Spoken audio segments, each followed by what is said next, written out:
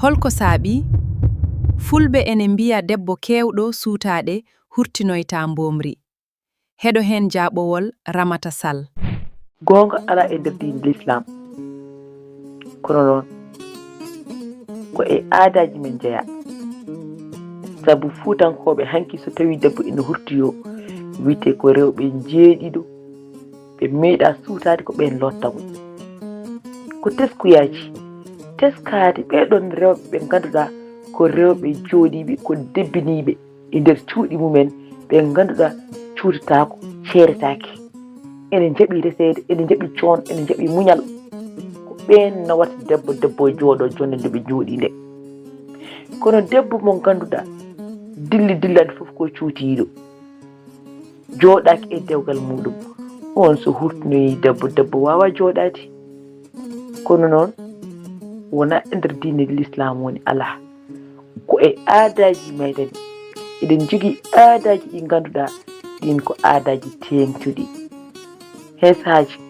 en battara hakkillaji kono wonɗo jeeyten debbo hurtoyo o darata roni o arta kono noon en teskaki hurtinoyoɓeɓe beele ko rewɓe jooɗiɓe beele ko rewɓe jaɓɓe resede beele ko yummiraɓe moƴƴuɓe ɗum teskataki ɓiɗɗo arde hurtoya tan wiye kaare hurtinoymo oɗo ko sehilam yo hurtinoymo oɗo ko miñam yo hurtinoymo oɗo ko monam yo hurtinoymo beele kanko hurtinoyo omo wawi hurtinoyde beele omo jogui image hurtinde debbo beele omo jogui neɗɗagal hurtinde debbo beele omo wawi hurtinde debbo ene tiiɗi sabu sa ƴeewi jahowo e beddaji tan mo ganduɗa ala e dewgal jooɗaki e dewgal jooɗatako e dewgal on suyama joƴƴinoye debbo e dewgal debbo joɗade e dewgal jooɗatako e dewgal donc il faut ko yimɓe mbatta hakkillaji ɗon saɗa ƴetta saɗa suura ko tiiɗi aɗa ɓagguɗa ɗum koɗo tiiɗi